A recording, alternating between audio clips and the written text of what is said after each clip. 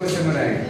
Refractive index n equal to क्या होता है? Speed of light in vacuum divided by speed of light in the medium. ये होता है c/v। ये फॉर्मूला होता है। c की जो वैल्यू होती है कितनी होती है? 3.0 × 10⁸ मीटर पर सेकंड। और मीडियम में तो डिफरेंट मीडियम में लाइट की स्पीड चेंज हो जाती है, तो वो हम लोग ध्यान करेंगे। तो इससे रिलेटेड एक क्वेश्चन दिया रहता है, जैसे speed of light in vacuum दिया रहेगा और पूछ लेगा एयर में बताया, उसमें वाटर में बताइए, या फिर पूछ लेगा डायमंड में बताइए, या अलग अलग ट्रांसपेरेंट मीडियम में या लिक्विड में पूछता है और उसका रिफ्रैक्टिव इंडेक्स दिया रहेगा। ठीक है, तो ऐसा एक क्वेश्चन रहेगा, तो फॉर्मूला ध्यान रखना हम लोगों को n = c/v से होगा। दूसरी बात यह है कि दो अलग अलग मीडियम का रिफ्रैक्टिव इंडेक्स दिया रहता है, ठीक है, या एक ही दिया रहेगा। जैसे हम एक एग्जांपल लेते हैं, मान लो ग्लास का रिफ्रैक्टिव इंडेक्स दिया है 1.5, ठीक है, और पूछ देगा, और वो ग्लास का रिफ्रैक्टिव इंडेक्स दिया है किसके रिस्पेक्ट में? एयर के रिस्पेक्ट में। एयर के रिस्पेक्ट में यहाँ पर G for refractive index of glass और A यहाँ लिखा है, इसका मतलब लाइट एयर टू ग्लास जा रही है।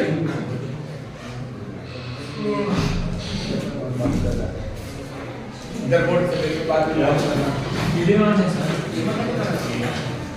ये जो है ANG लिखने का मतलब light goes from air to glass, then the refractive index of glass with respect to air is, मान लो कुछ भी दिया है, सपोज करो 1.5 की वैल्यू, ठीक है। तो इसमें क्या करता है, ऑब्जेक्टिव टाइप का क्वेश्चन पूछता है, तो पूछ लेगा कि ये बताइए कि एयर का रिफ्रैक्टिव इंडेक्स कितना होगा ग्लास के रिस्पेक्ट में, ठीक है, ये पूछ लेगा। तो इस टाइप का जब क्वेश्चन दिया रहता है तो इसको ध्यान देना है, इसको ध्यान ये देना है कि रेसिप्रोकल कर दिया जाए। क्या कर दिया? रेसिप्रोकल। कैसे?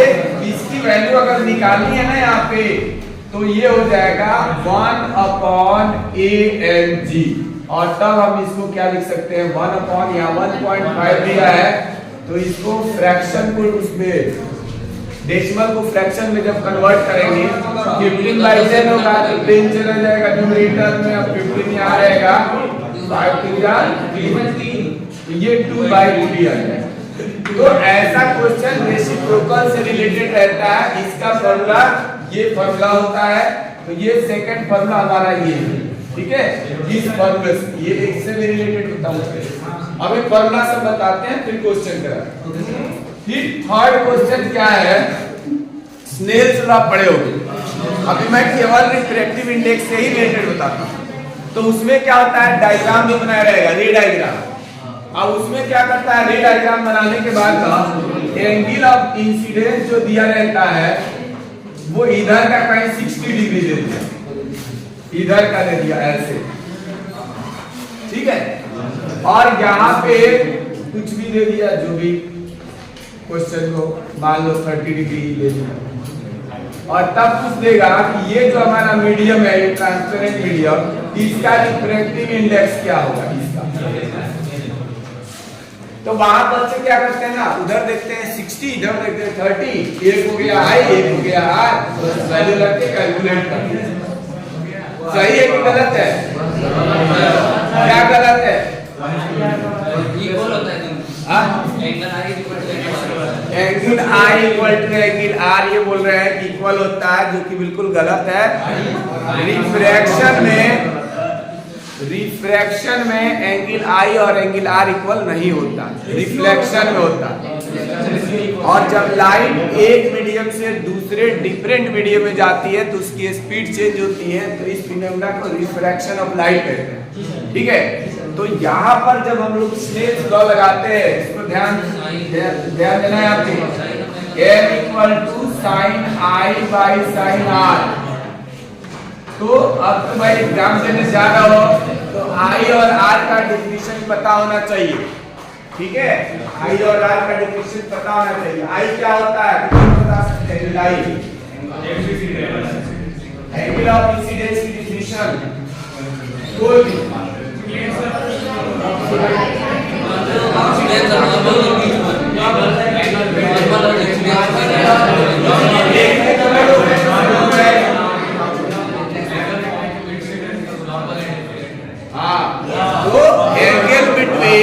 Angle between normal and incident ray. यहाँ इस फिगर में जो एंगल ऑफ इंसिडेंस दिया मतलब जो दिया हुआ एंगल ये नॉर्मल और इसके बीच का नहीं है क्या? टोटल ये नॉर्मल तो 90 डिग्री होता है, ये तो सबको पता है ना। नॉर्मल मतलब परपेंडिकुलर। ये हाँ हम कौन से भाषा है?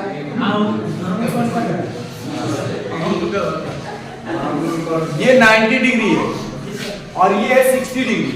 तो एंगल ऑफ इंसिडेंस निकालेंगे तो ये टोटल 90 में से 60 डिग्री माइनस हो जाएगा, ये कितना जाएगा 30 डिग्री। तो ये एंगल हमको फिर कुछ चेंज करना पड़ेगा। पता है क्यों? क्योंकि आई और आर दोनों इक्वल नहीं है। तो हम इसको कुछ और चेंज कर देते हैं, मान लो 25। ये अभी एक एग्जांपल दे रहे हैं। तो यहाँ से आई निकाल लेंगे, यहाँ से आर, इसके बेसिस पे भी हम लोग रिफ्रैक्टिव इंडेक्स निकाल सकते हैं। ठीक है, तो रिफ्रैक्टिव इंडेक्स निकालने के देखो हमने तीन तरह के फॉर्मूला बताए। तो एक तो ये रहेगा। इसके अलावा क्या है? इसके अलावा हम लोग अब नेक्स्ट जो पढ़ेंगे जैसे लेंस फॉर्मूला से रिलेटेड, मिरर फॉर्मूला से रिलेटेड क्वेश्चन होता है। फिर जो लेंस या मिरर फॉर्मूला से रिलेटेड क्वेश्चन आते हैं उसमें ऑब्जेक्ट डिस्टेंस या इमेज डिस्टेंस दिया रहेगा तो m पूछ लेगा, या m दिया है u दिया है तो v पूछ लेगा। फिर नेचर ऑफ इमेज, उसका साइज और उसका पोजीशन ये पूछ लेगा। और उतना पूछने के बाद में क्या करता है, कभी कभी पूछ देता है कि उसका रे डायग्राम भी बनाइए। ठीक है, तो वैसा क्वेश्चन भी बताएंगे, लेकिन m का हम पहले वैल्यू लिख देते हैं। जो m होता है मैग्निफिकेशन, तो मैग्निफिकेशन की क्या क्या वैल्यू होती है? मिरर के लिए अलग होता है और लेंस के लिए अलग होता है। मिरर के लिए बताओ क्या होगा?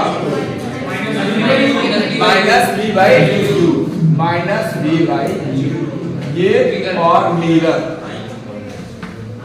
अच्छा एक बात और ध्यान देना, मिरर के लिए तो ये होता है प्लस माइनस, मिरर के लिए माइनस हो गया, लेंस के लिए प्लस होगा।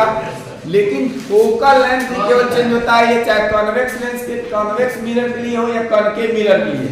मैग्निफिकेशन में कोई चेंजेस नहीं होता है। मैग्निफिकेशन मिरर के लिए माइनस v बाई u ही होता है, चाहे कॉन्वेक्स मिरर हो या कॉनकेव मिरर। लेकिन focal length, radius of curvature, ये सब इसकी वैल्यू जो है चेंज होती है, साइन चेंज हो जाता है। ठीक है, तो वो भी ध्यान देना। अब नेक्स्ट जो है m निकालेंगे, ये प्लस का v बाई u होता है इसके लिए लेंस, तो लेंस के लिए ये प्लस होता है। ठीक है, और क्या मैंने बताया?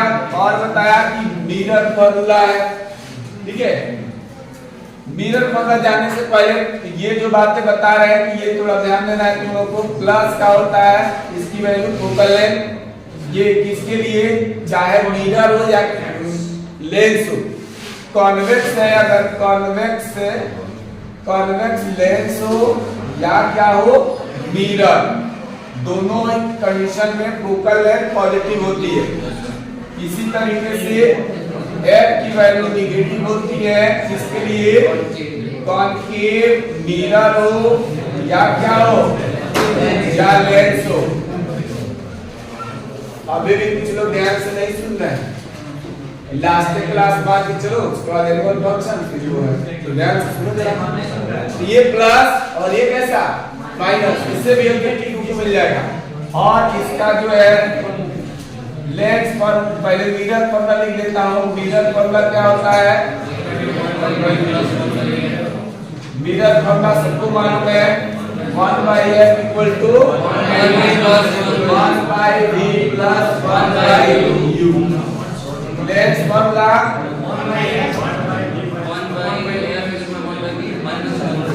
इसमें जहाँ पे प्लस लिखा है वहां क्या लेता है?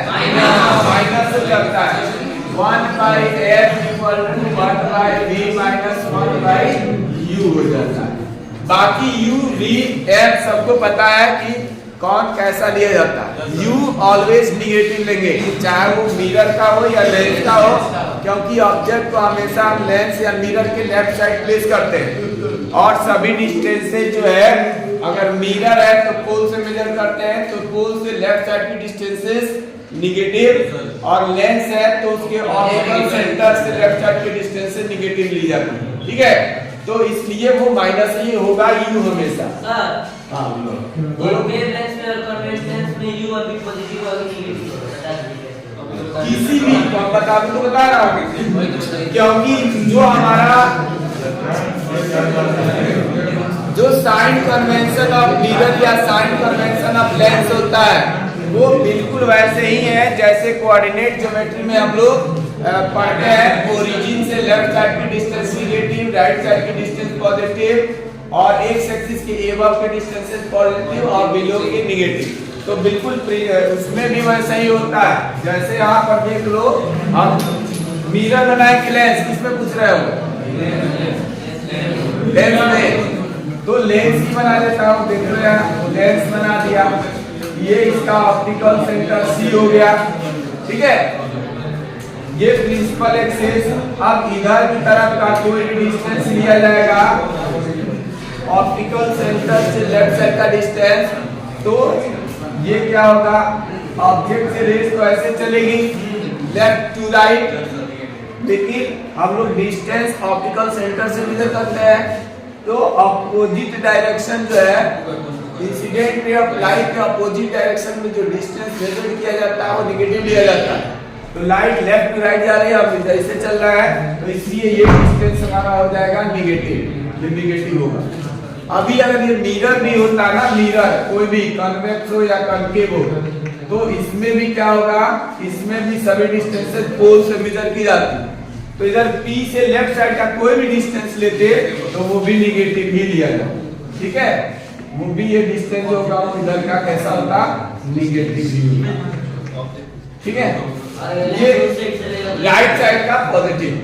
ये तो एकदम बेसिक कांसेप्ट है मैथमेटिक्स।